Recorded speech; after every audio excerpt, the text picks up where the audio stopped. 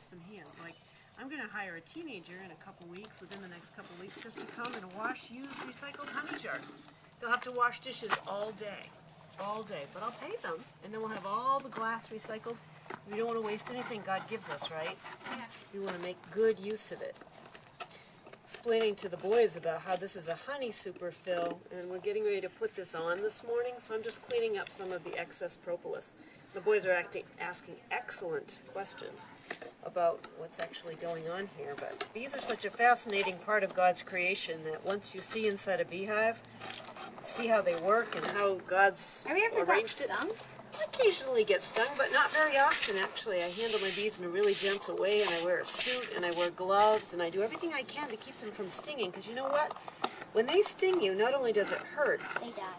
they die, but they also produce a really strong chemical that they can smell, and sometimes even you can smell. It's like a danger, danger, warning, warning, and it's like pulling a fire alarm around the colony, and you really don't want to do that to them. So you want to do everything you can to keep them from stinging you so they stay calm and relaxed and you don't stress them all out.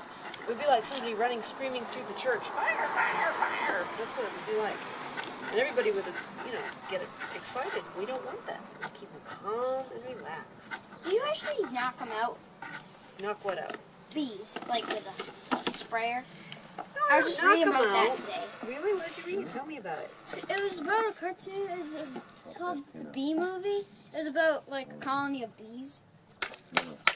About like how the bees work in their hives and stuff. Yeah. And what were they using on them? A sprayer?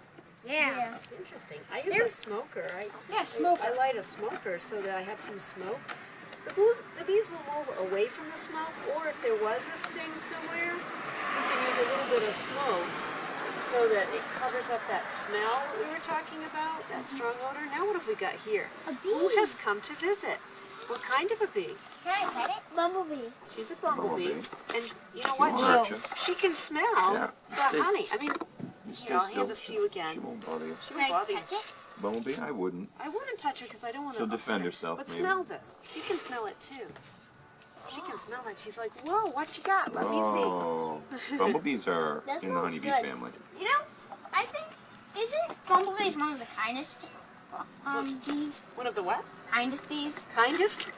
Well, they're some of the gentlest bees. Yeah, they look like They're one not of the particularly softest. defensive. And they sound so quiet and sleepy. But have you ever noticed that they have something that they can sip into flowers with? Some people call that their tongue. It's actually called a proboscis. It's like a straw. They have one of the longer ones. So when you see a flower that's really long or really tiny, they're really good at reaching into it. Like blueberry flowers, for instance. They're really good at pollinating blueberries. It's all about pollination. Yeah, when you have blueberries, think of bumblebee. Yep, every time you have a blueberry.